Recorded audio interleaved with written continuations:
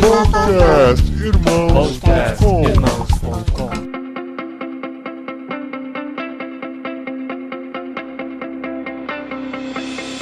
Olá, pessoas! Podcastirmãos.com de número 325 entrando no ar. Eu sou Paulinho, estou aqui com a esposinha Adriana, aqui no Vocari, e tá cedo demais pra eu pensar numa apresentação pra ela. Mas quem tá ouvindo de noite. É, mas a gente tá gravando de manhãzinha aqui. Sim, pra aproveitar bastante tá de tempo. Madrugada, falta 10 pras 10 da manhã. É verdade. Pra quem foi dormir às 3 da manhã, tá muito cedo ainda. Eu sou a Adriana e eu estou com a Lohana, que olha, gente, com menos de 30 anos, ela já apareceu em muito mais lugares aí do que a gente imagina. Bom dia, gente. Também tô me recuperando do sono, mas tô muito feliz de estar aqui compartilhando com vocês.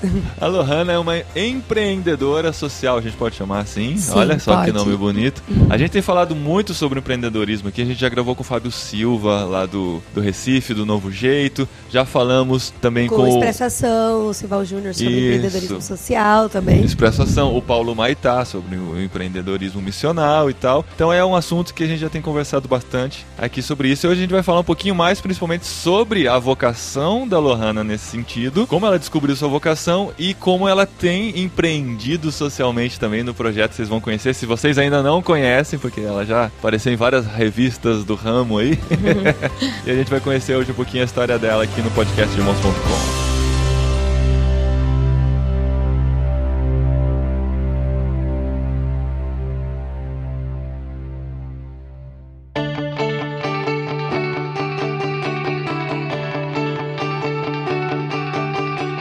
Lohana, a gente tá aqui no Paraná e você é do Paraná mesmo, né? Você é Isso, daqui eu de nasci perto. na Bahia, mas me criei no Paraná.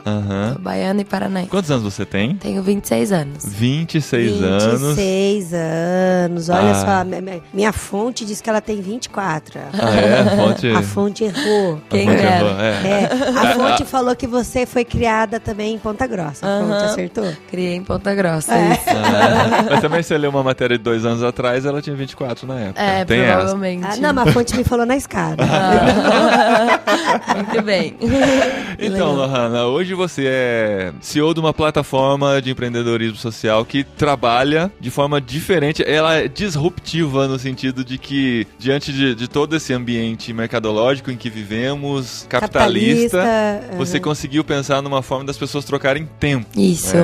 E eu queria saber, então, como é que você, na sua caminhada, você se descobriu nisso e quais foram os processos que você teve que enfrentar, as barreiras que você teve que ultrapassar para conseguir desenvolver e chegar onde você está hoje em toda a sua jornada da vocação. Então, eu tive a ideia da Blive em maio de 2012 e desde o começo, quando a gente tem uma ideia, eu já aprendi que isso não é verdade, mas na época a gente pensa muito que você tem que esconder a ideia, não deve contar, que vão roubar a sua ideia. Que vai pra ninguém roubar, né?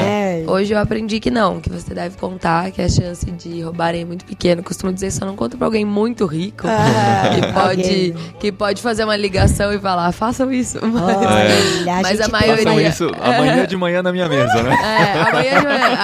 Mas fora a gente isso... tem esse pensamento. A gente... Não tem. A gente tem uma ideia muito legal. A gente já falou com muitas pessoas. Mas a ideia é que a chance é que as pessoas vão te dar feedbacks ou querer te apoiar ou querer investir na sua ideia bem mais do que querer roubar, e começar. E você querer fazer tudo sozinho, né? E tirar uma ideia do papel é tão difícil que, se nem é sua, ainda é mais difícil você conseguir a motivação e, enfim, fazer acontecer. Mas, enfim, na época eu tinha um pouco de medo e então eu falei pro meu pai, minha mãe, alguns amigos, e daí lá em Ponta Grossa, eu tava fazendo faculdade em Curitiba, mas em Ponta Grossa tinha o filho de um amigo do meu pai que tinha uma empresa de programação, e daí, como era de confiança, assim, a gente conversou de fazer uma parceria, né, e eles faziam da empresa de programação o design e a parte de programação, eu fazia o resto, assim, da plataforma. Aí a gente tava trabalhando... E peraí, mas até então você fazia faculdade do quê? Eu fazia faculdade de Direito e de Relações Públicas, uma de manhã e uma de noite. As duas. Nossa, as duas ao mesmo tempo? E foi até o final com as duas? Fui, graças a Deus. Uau, Cheguei mesmo. até a passar na OAB, mas nunca advoguei, nunca fiz nada, assim. Já fui direto trabalhar com a Blive. Então você teve a ideia e essas foram as primeiras pessoas que você conheceu ou teve alguma coisa no meio do caminho? Essas foram as primeiras pessoas. E daí a gente tava 2 meses trabalhando juntos e, enfim, eu tava fazendo uma pesquisa de benchmark, que é você pesquisar coisas parecidas, entender o que tá como rolando. o mercado faz, né? Porque não dessa tinha forma. nenhuma ideia igual, nenhum projeto igual ao nosso, então era bom ficar de olho, né? Qual que foi a ideia que você teve, então? Só apresenta pros ouvintes saberem. Bom, gente, a Oblivia é uma rede colaborativa de troca de tempo, onde as pessoas utilizam o seu tempo como recurso. Então, vamos imaginar que você pode, por exemplo, oferecer 1 hora de aulas de espanhol, por isso você recebe um crédito de 1 hora, e depois você pode trocar esse crédito por qualquer atividade disponível na rede. Isso é 1 a 1, assim? Você oferece pra uma pessoa? Não, eu acho que você deve ter um login, é assim, né? A pessoa tem um login, e aí conforme ela vai oferecendo serviços, o crédito vai entrando pra conta dela, e ela pode gastar com outra pessoa, ou é um contra o outro? Não. Ou contra outro não. É um jogo, assim, é uma Não, competição. na verdade é assim, um você... escambo, sabe? Eu te dou um negócio. Os bancos de tempo, eles são chamados sistemas de crédito mútuo. Então, o que acontece? Quando a gente cria o sistema financeiro de banco de tempo, a gente dá um crédito para cada pessoa que entra. Então, quando você entra na plataforma, você ganha 5 horas de crédito, 5 blives, que é o nome da moeda. E esses 5 blives, você tem direito a 5 horas. Então, você já pode começar a pedir serviços de outras pessoas, sem necessariamente ter oferecido nada, porque você ganhou esses 5 só com créditos. esse login e tal, né? É, só com o cadastro. E daí, depois disso, que você usou essas 5 horas da comunidade, aí se você quer mais coisas, você tem que oferecer algo pra alguém pra conseguir mais créditos. E sempre é 1 hora por 1 hora, não importa se você tá ensinando física quântica ou aulas de banjo, tipo, é tudo a mesma coisa, porque a ideia é isso, é que todo ser humano tem algo a acrescentar e todo mundo é igual. Mas vai nada tudo vale pro mais. banco. Então, mas vai tudo pro banco de dados, não é escambo, né? Tipo, eu te dou isso aqui, você me dá isso aqui, né? Não, mas Não. assim, a gente Não é quer... direto, não é ser. direto pra mesma pessoa, você vai... Não dizer- necessariamente. Aham. Então eu te entendi. ofereço uma coisa, você recebe você me dá um crédito de tempo e eu posso escolher gastar esse crédito ou com você ou com outra pessoa. Não Entendi. importa. E a minha dúvida é, e se eu tenho alguma coisa pra oferecer e ninguém quer essa coisa? Como é que você administra isso? Vai, você tem que se vender melhor. Então, na verdade, hoje a gente tá planejando. Isso já é uma coisa que há muito tempo a gente tenta fazer, mas é um pouco difícil. E agora a gente tá querendo, nos próximos meses, organizar e validar, que é a questão de você fazer 1 hora de trabalho voluntário com uma ONG e receber um crédito de tempo por isso, entendeu? Então você só oferece aulas de origami, por exemplo. Aí ninguém na sua origami é bem cidade. chato, né? Não, é super legal, mas às vezes ninguém na sua cidade. Ela não escolheu o exemplo mais chato pra dar, ela só deu um exemplo. Muita gente que se interessa na sua cidade, por exemplo, ou enfim, não tá Fazer rolando. origami. Ah, mas espera aí, eu quero entender, tô tentando, eu ainda não Sim, ela experimentei tá a plataforma. Na escola, tá na escola. Essas aulas precisam ser presenciais na cidade? Não pode ser algo por Skype? Pode ser presencial ou pode ser por Skype. Hoje 46% das trocas que a gente tem são entre cidades, então são provavelmente por Skype, porque né, as pessoas estão em cidades diferentes. A gente incentiva a troca ao vivo por uma questão de o ser humano tá muito Ser sozinho. relacional, né? E a gente precisa se relacionar mais, ter mais olho no olho. Mas a questão da segurança que o Skype traz e tudo também é super positivo. Então, as duas coisas são possíveis na plataforma. E como esse crédito... Porque eu achava que... A primeira impressão que eu tive da plataforma é que essas aulas eram feitas pela plataforma e é assim que eram comprovadas essas horas que a pessoa ganhava. Como que é comprovado, então, que ela deu essa aula e que a outra pessoa recebeu? É, porque quando eu peço a sua troca, eu envio uma solicitação de troca, né? Aí isso fica no sistema em aberto pra você finalizar e dizer se a troca aconteceu ou não aconteceu. É como o Mercado Livre, só que sem o dinheiro, né? Na hora de pagar, ao invés de colocar o seu cartão, você confirma. Ou você faz um request falando, olha, eu dei a hora, e a pessoa tem que dizer, não deu, aí a gente para a transferência, depois de 7 dias, se ninguém respondeu, a gente transfere. Pode abrir uma disputa, né? Mas normalmente é bem simples, é você só falar, a troca aconteceu, você avalia a outra pessoa e transfere os créditos pra ela. Que legal. É bem simples. É porque você tá dando o seu crédito pra ela, né? Isso. E existe uma economia lá dentro, então, né? Que precisa ser pensado como uma economia mesmo. Sim, Você não pode, por exemplo, você não pode dar muito crédito pra pessoa que entra, que você pode quebrar a economia toda, né? Tipo, se você der 500 horas pra uma pessoa... Sim, a parte positiva de trabalhar com uma moeda de tempo é que é uma moeda imaterial. Então, o tempo é uma ideia, apesar de ser uma coisa que, enfim, é a malha que nos une, é a coisa que tá no nosso dia a dia o tempo inteiro, é o tempo, mas é uma coisa que você não encosta, não pega. Então, se faltar o tempo ou a plataforma, não precisa ter como estandarte de ouro, por exemplo, que você precisava ter isso pra validar, dar o backup da moeda, né? Então a moeda tem que valer o quanto você tem ouro. O lastro, né? O lastro, entendeu? E por tempo não existe lastro. Mas mesmo assim existe um equilíbrio com qualquer economia. Então é importante também manter isso. Olha que interessante. Muito legal. É a verdadeira frase, o tempo é dinheiro, né? Tempo vale mais que dinheiro. Que a mamãe sempre dizia. Mas vamos lá, Lohana, eu só abri esse parênteses para as pessoas saberem do que a gente tá falando. E agora eu quero que você continue a sua história. Você levou lá o projeto para os seus amigos. Então eu tava nesse contexto. Pro filho do amigo do pai, né? Isso. E eu tava fazendo essa pesquisa de benchmark para ver projetos parecidos. No segundo mês do projeto, depois de eu ter tido a ideia. E aí eu falei, olha, gente, parece que vai sair uma rede aqui que é parecida com a nossa. Ainda não saiu, mas o posicionamento de marketing deles é parecido. Não fala em troca de tempo, mas fala em aulas, essas coisas. Aí eles falaram, não, então vamos parar o projeto, porque vai que sai e é igual. Aí eu falei, não vamos parar o projeto, porque vai que sai e não é igual. Daí, tipo, e mesmo se sair é igual e eles não forem pra frente... Não, e podia não ser, não foi, na verdade não era igual a plataforma. Mas nesse momento a gente meio que teve que ir por caminhos diferentes e eu resolvi continuar o projeto, né, sem eles. Aí depois disso eu até tentei fazer um tempo com os amigos de Ponta Grossa que programavam, estavam na faculdade. Então mas eles pararam o projeto mesmo? Sim. Tá.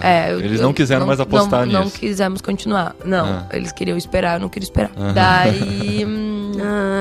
fui falar com alguns amigos, eles começaram o projeto também, e daí, depois de umas 3 semanas, como eram estudantes e tudo, já viram que era muito complexo pra fazer no meio do estágio. Aí eu percebi que a empresa pequena de Ponta Grossa, os meninos estudantes, vamos falar com a empresa grande, que daí vai dar certo, né? Eu me lembro que eu falei com 3 empresas. Não era de hardware, então nem se interessou muito pelo projeto. A segunda era de software, pequena, gostou, mas ainda era pequena demais pro conceito. E a terceira era perfeita, assim, sabe? Tinha trabalhos super legais anteriores, gostou muito da ideia da Blive, queria fazer. E eu lembro que eles me mandaram a proposta um dia antes do meu aniversário. Que legal. E daí foi um aniversário meio triste, porque os caras cobraram R$150 mil mais 25%. 25%? Nossa. Isso. E se eu tinha... 25% da empresa. do tempo, né? Da empresa. E se eu tinha 1% disso na minha conta bancária, R$1.500 era muito. Então você para pra pensar que não daria. Era um balde de água fria, nossa, né? Só que assim, nesse processo que eu comecei a entender, eu entendi que a parte mais cara de um projeto de tecnologia é o programador, é o desenvolvedor, sabe? E é o mais difícil deles, né? Também, o mais difícil de dar certo, de conversar. Né? Não sou mais programador. Mas é difícil também de encontrar bons profissionais. Você solta na mão de alguém. Fazer entregar, digerir, enfim. É uma classe complicada. Sim, graças a Deus tá melhorando, mas ainda falta um pouco de profissionalismo. E nesse contexto eu aprendi isso, de que essa é a parte mais cara. E daí ao mesmo tempo, enquanto essas coisas estavam acontecendo, já tinham se passado aqui uns 4 meses da ideia, 3 meses, eu fui chamada num estágio na Procuradoria da República no estado do Paraná, que é aquele prédiozinho da Lava Jato, sabe? Um prédio fininho que sempre aparece no Jornal Nacional. É esse prédio, eu trabalhei lá um ano.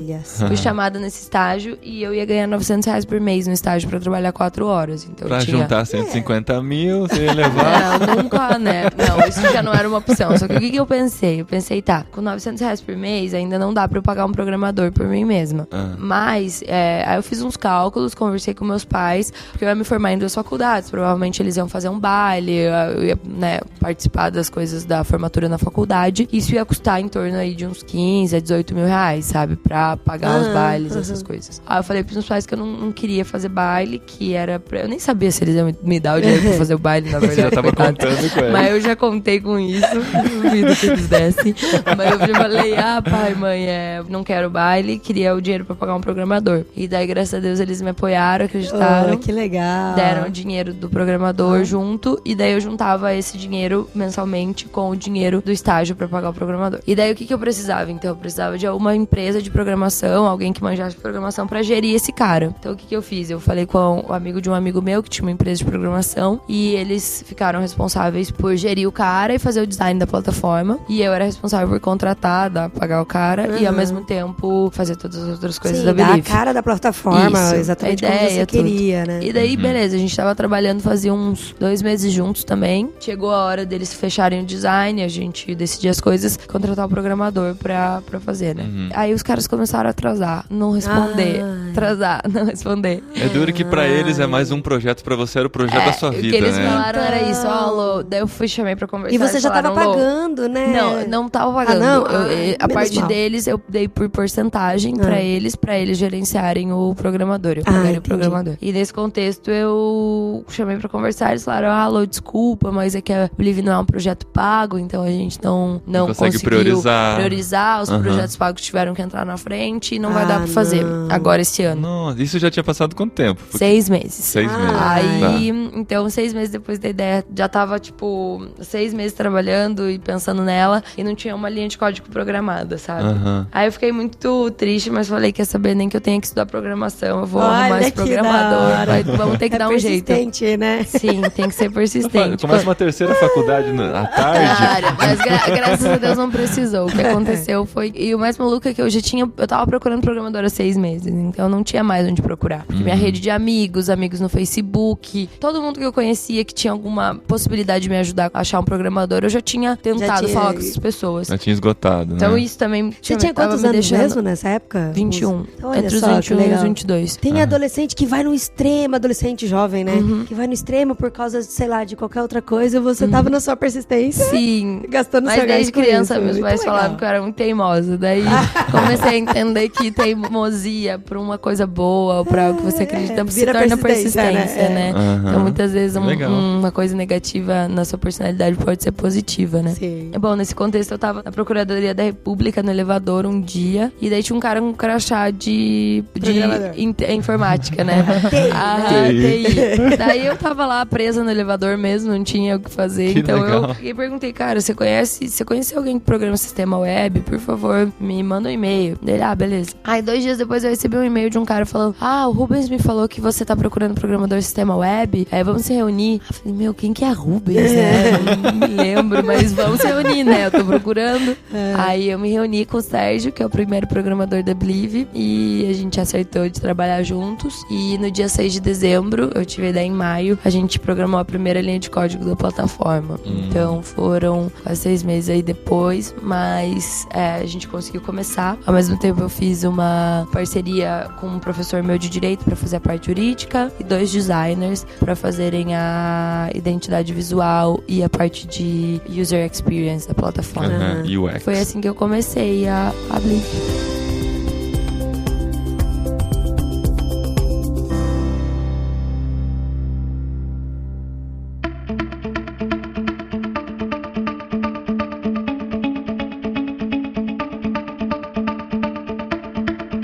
Então você desenvolveu essa plataforma e você vive dela hoje. Esse é o seu negócio. Isso. Como é que se vive de um negócio que não fala em dinheiro?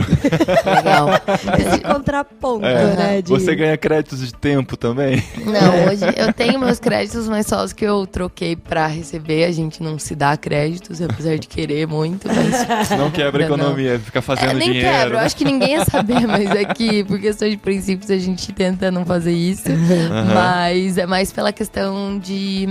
assim, a gente tinha 2 princípios muito claros. Um é que o usuário não quer pagar na Believe. E 2, que a gente não ia pôr propaganda direta, assim, banner de propaganda, AdWords, nada disso. Sim. Aqueles pop-up que você abre e fica, né? Isso, porque o nosso discurso é, bom, você pode viver sem consumir tanto, economia colaborativa, o valor humano, by the way, R$9,90, o tênis, não sei o que, sabe? Tipo, não fazia muito sentido, não faz muito sentido com o nosso discurso de sustentabilidade, menos consumo, uma sociedade mais humana. Então, mas aí você teve essa ideia da plataforma e você já tinha imaginado como você ia viver disso? Como isso ia te trazer algum retorno? Eu acho que assim, o business model eu já vou explicar, mas eu sabia que se fosse algo grande, ele ia ter valor. Porque, por exemplo, mesmo o Twitter não tendo um business model, ou outras plataformas no começo, elas já tinham conseguido atrair investimento. Então, o salário, as pessoas viviam desse investimento até encontrar um business model. Então, isso nunca me preocupou, até porque eu sempre pensei que era algo que deveria ser feito, a Blive. Se ninguém fez, alguém tinha que fazer. Porque é algo, é que assim, eu não sei com relação ao Twitter, mas você tem a fé em Deus também com relação ao sustento e a vocação e o seu direcionamento. De que era algo que Deus colocou no seu coração, né? Não essa questão de, tipo, se eu tô falando que dinheiro não é a única forma de se viver, o dinheiro é uma coisa que não deve ser o essencial na nossa vida, eu não vou deixar de fazer alguma coisa por não ter um business model no começo ou por não ter dinheiro. Mas a verdade é que também, desde o começo, eu já comecei a pensar em modelos de negócio, né? E daí, em termos de modelos de negócio, então a Blive, ela tem algumas ideias e algumas coisas de que já funcionam, que pagam as nossas contas. Que a gente, no começo, sobreviveu com investimento, então a gente recebeu investimento do governo do Reino Unido, depois a gente recebeu uma rodada de investimento anjo aqui no Brasil. Então esses foram os investimentos que a gente recebeu no começo, e daí depois a gente começou a fechar contratos com base nesse primeiro modelo de negócios, que é o Blive Comunidades, que são comunidades para marcas, universidades, escolas, empresas, eventos que querem promover a troca de tempo dentro do ambiente deles. Que legal. Então, por exemplo, você tem 5.000 alunos, gostaria muito de promover a troca de tempo entre esses alunos. A gente cria uma aba na Blive customizada, onde você só encontra essas pessoas que fazem parte da mesma organização que você. Então você tem a segurança de saber que quem tá lá dentro para trocar é da mesma comunidade. Ao mesmo tempo, você começa a mapear as necessidades, os valores que essa comunidade tem para oferecer. Então a gente oferece relatórios sobre o que as pessoas estão buscando, sobre o que as pessoas estão oferecendo, quais são os talentos. E a ideia é isso, é promover a troca de tempo como uma forma de melhorar o ambiente interno, de conectar pessoas, de fazer a comunidade ser mais colaborativa. Porque tem muitas vezes que a gente tá numa comunidade, mas não sabe como ajudar um ao outro. Se você tem uma plataforma... E muitas vezes a gente quer ajudar, mas... A gente quer ajudar, mas às vezes a gente não sabe pedir, porque o ser humano tem medo de pedir, medo de ficar devendo coisa pros outros. Então a gente tem uma barreira em pedir ajuda, e a gente também tem uma barreira de oferecer ajuda, porque a gente não sabe se está sendo inconveniente. Sim. Agora, quando você usa a plataforma para isso, você cria uma relação recíproca, porque o tempo, você ainda dá um crédito, não é uma ajuda gratuita, você dá o crédito por isso, mas você cria também essa relação mais colaborativa, porque não é pagando em dinheiro, o dinheiro é uma relação de trabalho, então eu vou te dar o meu trabalho. O tempo já cria um pouco mais de...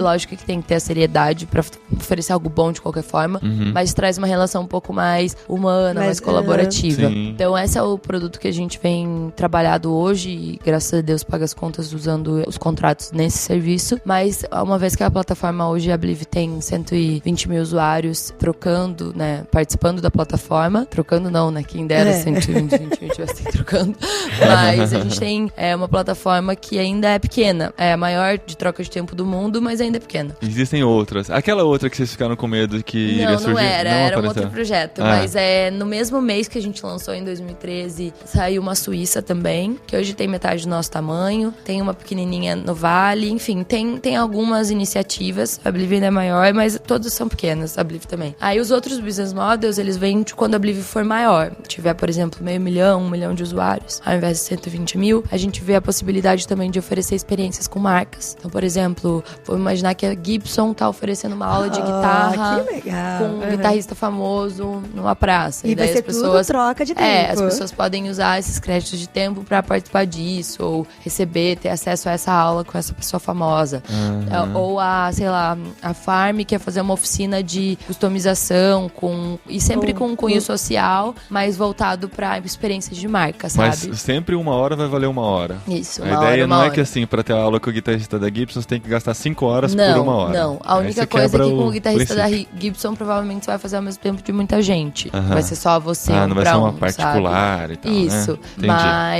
Mas assim, essa é uma... A gente também tem os pontos de troca, que é uma ideia de oferecer horas, lugares para as pessoas usarem como pontos seguros. Então, vamos imaginar que você tem um café na cidade, uma biblioteca, ou uma escola de inglês que tem uma sala vaga, ela abre essa sala para as pessoas treinarem conversação de inglês. Então, lugares na cidade onde estão abertos para as trocas. pessoas. E daí esses lugares pagam um valor mensal baixo pra gente, pra receberem essas pessoas, a gente levar. Só que pra isso a gente também precisa ter uma base bem grande pra poder movimentar esses lugares e entregar esse valor pra isso. Então assim, a gente tem alguns modelos de negócio, eles só estão condicionados alguns ao tamanho, à escalabilidade da plataforma. Legal. Nossa, muito legal. Uma coisa que eu queria, assim, ouvindo a sua história e pensando aqui na questão de que algumas pessoas falam assim, que se você tem uma vocação, um chamado, Deus vai fazer acontecer. Mas o tempo de Deus não necessariamente é um tempo que a gente tá esperando que aquele tempo seja, né? Porque as pessoas são muito imediatistas. Então, se você teve a ideia, daí você recebeu o primeiro não, o segundo não, o terceiro não. E como que foi seu relacionamento com relação a Deus e com o seu chamado? Em algum momento você tava, sei lá, igual você falou no dia do seu aniversário, você acordou e falou, não, Deus,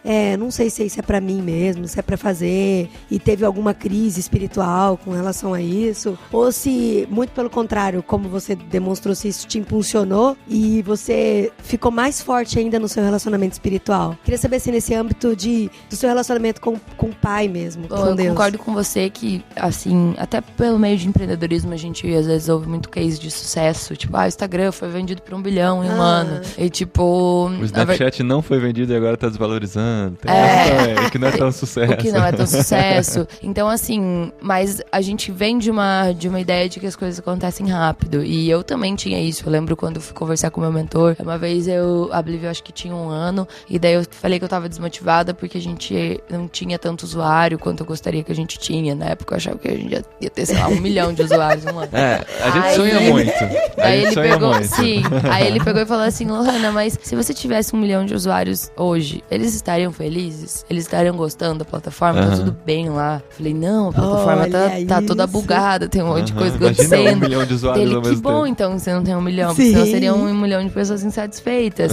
Então, é muito a questão da perspectiva. Mas com relação a passar por essas dificuldades, assim, eu lógico, como empreendedor ou como cristão, a gente tem várias fases, né, no sentido de estar muito forte com Deus, outras vezes não tão forte. Mas essa fase especificamente dos 6 primeiros meses onde eu tive esses problemas, foi uma fase que Deus falou muito comigo e eu tava muito próxima de Deus. E uma coisa que me ajudou muito é que eu tava estudando aquela Bíblia da Liderança Cristã, que tem os comentários do John Maxwell, base nas 21 leis de liderança do John Maxwell. E tem uma lei de liderança que me marcou muito na época, que era a lei do deserto, que falava que todo grande líder na Bíblia, antes de fazer alguma coisa extraordinária, ele teve que passar por um deserto. Teve que passar por algum desafio meio punk até fazer alguma coisa acontecer, sabe? Então que você deveria abraçar o deserto, ficar feliz pelo deserto, porque se você tá tendo um deserto à sua frente, é provavelmente porque Deus tem algo grande, tá te preparando né, pra isso. Então a lei do deserto é isso, é que o deserto é bom, porque se você tivesse só coisas muito fáceis na sua vida, provavelmente Deus não tá te preparando pra algo muito grande, porque coisas fáceis te preparam pra uma vida fácil, uma vida, né, que não sai do comum, assim. Já coisas difíceis, dificuldades te preparam, testam a tua fé pra ver se você tá pronto pra fazer uma coisa ainda maior. Então, na minha visão, é esse tempo de estudar, e eu sempre pensava na lei do deserto, nessas dificuldades, orava muito, foi o que me sustentou nessas dificuldades. E assim, depois de que a gente lançou a Bliv e tudo, não foi só maravilhas, também tiveram muitos momentos difíceis. Até hoje a gente ainda passa por desafios, momentos onde você questiona, tipo, por qual caminho que eu devo ir, sabe? Desistir eu não questiono, mas a questão de realmente qual que é a forma certa de estar, ou será que isso aqui vai dar certo? Será que eu vou conseguir fechar esse contrato? Porque startup também tem isso, é X meses de burn, sabe? Você tá arriscando, então você não quer, não, eu quero fazer um planejamento aqui que esse dinheiro dure 2 anos. Não, tipo, você tem que gastar pra fazer crescer, porque se não crescer também, daí nem não adianta. Pra ter uma empresa pra existir. Pra existir, daí eu não quero, sabe? Eu quero fazer algo grande. Então, assim, é um pouco disso, sabe? De ter esse entendimento, que tem uma frase que pra mim é muito importante, eu acho que é a frase mais importante da minha vida, talvez, que é tudo é graça. E pra mim demorou muito pra entender isso. É um autor que eu gosto muito, falou isso num livro dele, que tudo é graça, e eu não entendia, tipo, como assim tudo é graça? E o livro dele, na verdade, que o nome é Tudo é Graça, é uma biografia da história dele. Quem é? O Brennan Manning. Brennan Manning, sim. E ele é um cara que foi alcoólatra, que fez muita merda, e ele só tava contando isso, a biografia dele. Eu, como assim, o nome é Tudo é Graça, e ele só tá fazendo tudo errado, não tá dando tudo muito certo. Mas no final do livro eu entendi, e no começo ele fala isso no prefácio, que o fato é que, independente das dificuldades ou das coisas erradas que aconteceram na vida dele, as migalhas de graça nunca deixaram de cair. Ou seja, ele sofreu as consequências do pecado, das coisas que ele fez de errado durante a vida dele, mas Deus, quando ele tava lá no finalzinho, ele vinha e tirava ele, sabe? E falava, não, não vou deixar você ir embora, sabe? É porque independe, né? A graça de Deus independe da gente. Independe, é louco, e ao mesmo tempo, ela é a única coisa, talvez o amor de Deus, a graça de Deus, é a única coisa que transforma o mal em bem. Então, transforma as coisas ruins que aconteceu na vida dele, as escolhas erradas dele, em alguma coisa boa, sabe? Em alguma coisa que... Tem uma música de Edith Piaf, que nem é cristã, mas que fala Non regret de rien, que ela fala, se tudo que aconteceu na minha vida de ruim, todos os meus sofrimentos me levaram até você, então tudo isso valeu a pena, sabe? Isso ela tava cantando pra uma pessoa, né? Mas pra mim, eu fiz muito paralelo com isso. Se tudo de ruim que aconteceu na minha vida me levou até conhecer a Deus, ou me levou até a cruz, então tudo valeu a pena. Tudo foi graça, entendeu? Tudo é graça. E ao mesmo tempo na empresa, sabe? Tem vezes que as coisas dão errado e eu tenho que entender, tá, isso aqui ainda é bom. Deus tá me ensinando alguma coisa. Que bom que deu errado, porque alguma coisa eu vou tirar disso, entendeu? Mesmo que não seja no meu tempo, e eu gostaria que fosse diferente, eu gostaria que fosse mais fácil, mas mesmo assim eu tenho que entender isso como graça. E não é ser complacente com você mesmo, é dar o seu melhor sempre, mas pra mim é algo que molda um pouco da minha percepção de que nem tudo vai sair como você quer, mas até o que você não quer pode ser bom pra você, sabe? E é isso que o versículo, né, todas as coisas cooperam para o bem daqueles que amam a Deus, porque não são só coisas boas que cooperam para o bem daqueles que amam a Deus, é que tudo, todas as coisas, né? E quando você fala da questão do deserto, pra mim, assim, é muito claro quando a gente passa por um deserto, não só o fato da preparação, mas é a gente saindo da condição de ser humano e se entregando nos braços de Deus, sabe? De que é pela fé, é Deus falando, olha, deixa comigo, eu que vou resolver. Você não precisa ficar ansioso. Joga sua ansiedade pra mim, que é eu que vou resolver. Eu vou fazer e aí quando você se entrega e entende que é por fé, e aí parece que o negócio vai, né? Que resolve mesmo.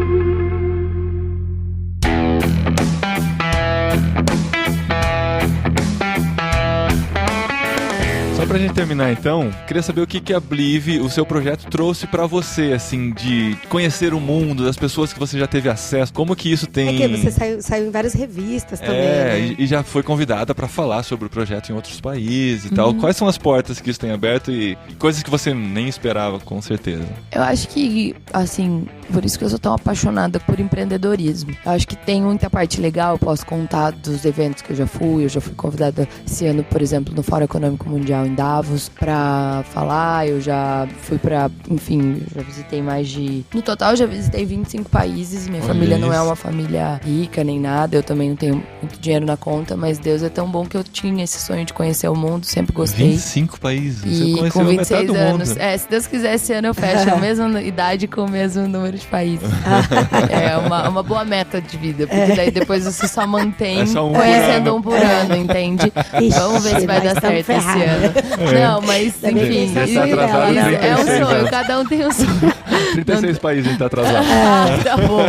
Mas enfim, então assim, isso é algo que eu posso falar em termos de cultura, viagens, experiências, cada coisa, desde China, Arábia Saudita, Panamá, eu fiquei na Finlândia, Rússia, Estônia esses tempos. Enfim, essa é uma área que eu sou apaixonada, mas eu acho que isso não tá nem de longe, não é o maior valor de empreender. Acho que o maior valor que eu acredito que eu tirei desses 5 anos que eu conheci a Blive, veio muito mais de autoconhecimento e de entender a sua capacidade de realizar algo. Você conhece muito mais também os seus erros, porque empreender é lidar com pessoas e é sair da sua zona de conforto o tempo inteiro. Fazer coisas que você não tá acostumado a fazer, falar com pessoas que você não tá acostumado a falar, é defender uma ideia, treinar pessoas, contratar pessoas, motivar pessoas, que é muito difícil. Demitir pessoas. Demitir pessoas, acabar com um relacionamento, começar outro.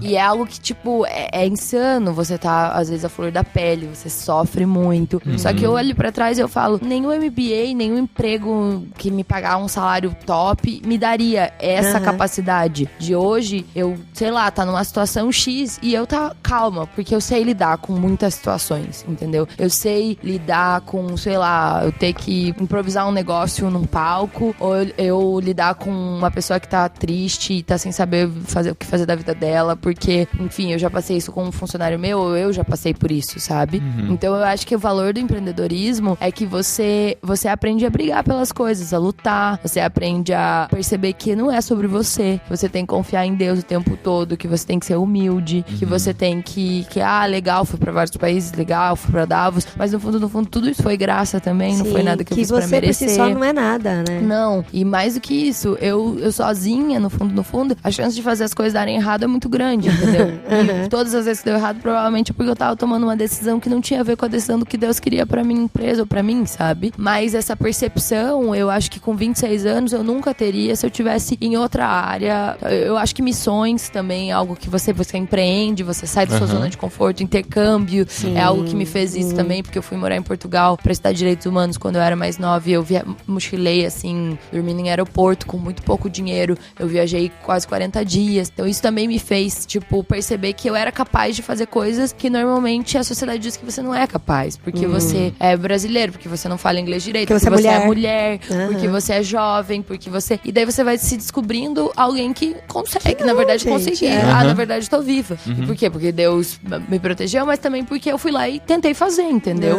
Então essa tentativa já é bom. Mesmo que a Blive amanhã ou depois falar, eu tenho fé que vai dar certo, mas mesmo que amanhã ou depois não desse certo, eu ia falar, cara, o que eu aprendi nesse processo, ser humano que hoje eu sou em termos de, tipo, confiança mais em Deus, em gratidão pelas coisas, em estar preparado pro mundo, ao mesmo tempo entender a relevância que um jovem pode ter e a gente perceber o nosso papel. A extensão do impacto do que isso tem feito nas pessoas também, né? E nunca vai saber. Não, e no fundo é confiança, sabe? É uma vida de mais confiança e uma vida de tipo, cara, se eu sonhei isso e isso é grande, não importa, dá pra fazer, sabe? Tudo é possível, tipo, e essa coisa de tudo é possível pra aquele que crê é muito fácil de falar, mas a gente vive, eu fui esses dias numa pregação na Hillsong lá em São Paulo e ele falava sobre muitos crentes descrentes, tipo, então a gente crê em Jesus, a gente crê, isso a gente é crente, mas a gente é descrente de qualquer outra coisa, no sentido de, não, mas esse emprego não é pra mim, mas isso aqui não é pra mim,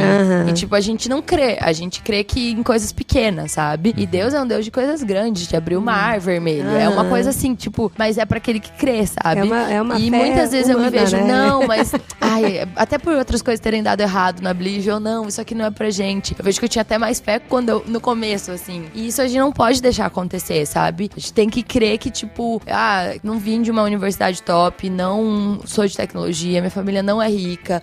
Enfim, todos os fatores, no interior do Paraná começar uma empresa, tipo, todos os fatores eram pra não dar certo. E você não tem noção do tanto que isso é inspirador pras pessoas. Aí que tá. Sabe? Porque você não era nada disso e o negócio deu certo. Mas aí que tá. Sabe, você já saiu na Forbes, o negócio...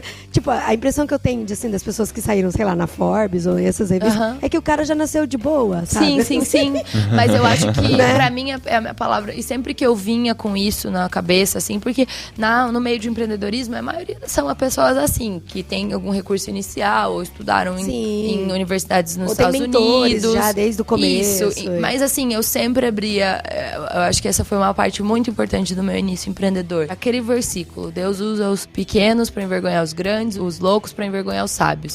E vinha muito a história de Davi, sabe? Eu sou o Davi, eu sou essa pessoa que não sabe das coisas, não tem um QI alto, nunca fui a melhor na escola. Na faculdade de Direito eu até tirava muito boas notas, mas no resto, assim, sempre zoeira. Nunca... Mas fala... Assistia filme como se eu tiver, uma pessoa normal. Mas geralmente são esses que dão certo. Mas eu falava, se eu fosse muito top, eu ia achar que isso foi por mim, ou o mundo ia achar que isso foi por mim. Mas ter escolhido alguém que normalmente não daria certo, é pra mostrar que foi Deus. E se eu tivesse querendo, não, Deus, mas por que eu não sou isso? Por que eu não tenho isso? Eu ia ficar pensando, na verdade, que era sobre mim, sabe? Sim, então mérito, eu acho que pra empreender, eu acho que a maior lição é você querer, sabe, olhar para suas fraquezas e falar, cara, é isso que vai mostrar a glória de Deus. Deus, eu ser fraco e eu não estar preparada pra isso e ainda ter dado certo, que as pessoas vão olhar e falar, claro que não foi por ela, foi por Deus, entendeu? Que legal. Eu acho que legal. É isso. E você tá num meio que tá permeando tudo, assim, né? Porque às vezes as pessoas estão trabalhando, mas assim, só tá em contato com os cristãos mesmo. Sim. E você tá,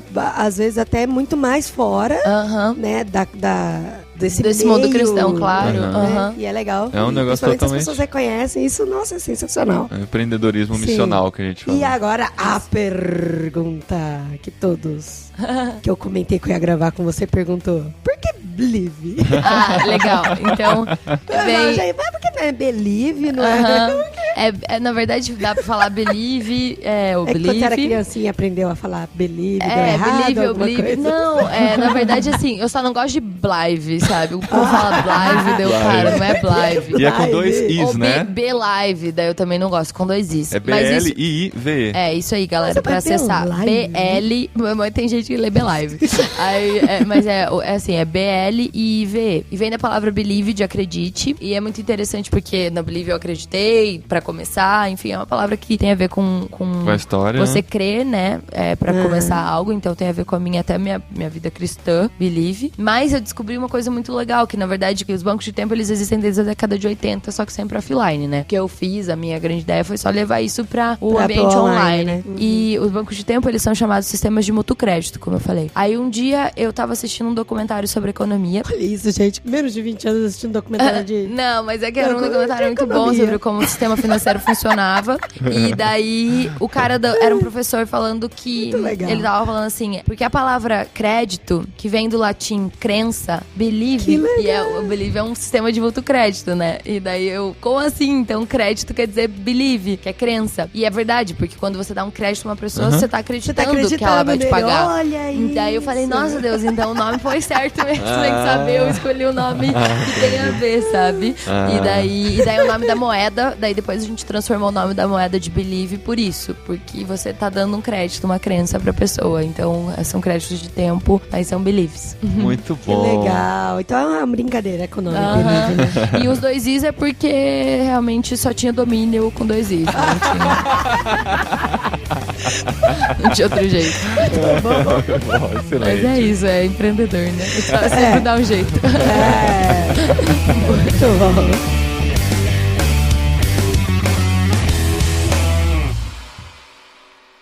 Recadinhos! No programa anterior. Muito obrigado.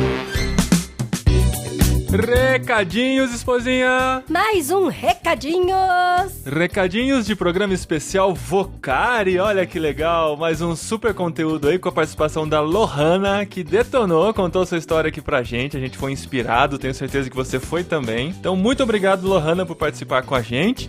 Gente, olha só, essa plataforma dela é muito legal, viu, da Believe. A gente entrou, verificou lá como é que funciona. É bem interessante. Participe aí você, entra, conhece, né, amor? Você pode fazer uma procura por área de interesse, né? Tem aulas de tudo que é coisa que você pode imaginar. Você vai explorar lá, vai gostar. Então é Believe com 2 Is. Eu achei legal a sacada dos 2 Is, que ela falou que era o problema de domínio e tal, foi o que ela conseguiu fazer encaixar. Mas o logo da plataforma são os 2 Is, então parecem duas pessoas. O I com a cabecinha, o pinguinho do I, né? Então parecem duas pessoas se relacionando. Olha só que sacada legal. Como do limão fizeram uma limonada. Que da hora, não tinha percebido isso não. É muito legal. Believe.com, conheça lá a plataforma. E Vocari, ano que vem tem Vocari de novo e a gente quer ver você lá. Sim, se liga na data aí, viu? Agora não é mais feriado de Tiradentes, agora é final de abril e começo de junho. Ô louco, um mês de Vocari pra você, no finalzinho de abril, começo de junho. É verdade. Final de maio, de 31 de maio a 3 de junho, 4 dias de Vocari. As inscrições não estão abertas, eles estão refazendo o sistema de inscrições, mas você já reserva a data, save the date, pra 31 de maio a 3 de junho de 2018. E fica atento aí ao site vocari.org.br e também siga a página deles, né? A página do Vocari, que tem Facebook. Tudo lá. Isso, fica ligado que tem Vocari ano que vem e fica ligado no Vocari Experience, que acontece em vários lugares do Brasil. Pelo Facebook você fica sabendo de tudo também. Não perca nada do Vocari e corra atrás da sua vocação. E olha só, talvez você não saiba, mas nós estamos publicando os episódios episódios do podcast Cepal também. Então vai lá, irmãos.com/Cepal, ou mesmo no feed aqui do podcast irmãos.com, e você tem acesso a outros programas que também tem a cara de irmãos.com. O último tá muito especial, a gente falou com o Zé Roberto e a Cássia, missionários na Índia. Eles contaram histórias incríveis das crianças abandonadas na Índia, mostraram como a gente pode se envolver e participar também. Então confere lá o podcast Cepal. Sim, eu gostaria de falar pra vocês um recadinho bem express agora, né, amor? Falar do Encontro Cepal Nova Geração, que vai acontecer nessa sexta-feira agora. Se você tá ouvindo o podcast no dia de lançamento, é nessa sexta-feira agora. Dia 15. Encontro Cepal Nova Geração em Vinhedo. Dia 15 de setembro, 15 e 16 de setembro de 2017. É rapidinho porque se você ouviu semana que vem já passou. Mas não perde, se você é aqui da região de Campinas, da Grande Vinhedo, Jundiaí, São Paulo e quer participar com a gente, dá tempo de se inscrever. cepal.org.br/nova geração. A grande novidade é que se você tem filhos pequenos de 4 a 12 anos, teremos programação para eles também. Não é só cuidando das crianças, não. Eles vão participar da programação dentro do tema que a gente vai discutir. Então não deixe de participar com a gente nesse fim de semana aqui em Vinhedo. Cepal Nova Geração, um encontro que vai mudar a sua vida. Nossa! É o que a gente espera, né? Mas com certeza vai ser muito legal. A gente espera vocês. E nos ajudem compartilhando esse programa, nos ajudem comentando, dando o seu feedback, contando sua experiência, se você já tentou empreender em alguma coisa, qual que é o seu projeto e o que você tem achado, com o que você tem se identificado nesses programas aí do Vocar, em que a gente tenta despertar aí a sua vocação ou fazê-la consolidada. E se você sabe dar aula de alguma coisa, se inscreva na Believe. Eu já tô pensando aula do que eu posso dar, hein, amor? Do quê? Aula do quê? Você levantou a bola pra eu tentar cortar? Não veio nada. Você faz muitas coisas boas. Mas eu vou tentar, vou pensar. O que você quer dar aula? Eu posso dar aula de muitas coisas. Eu vou dar aula de patins. Tem um cara que dá aula de patins lá, viu? Eu vi, um cara de São Paulo que dá aula de patins. Bem legal. Posso dar aula de moto agora. Verdade. Agora eu sou Born to be Wild.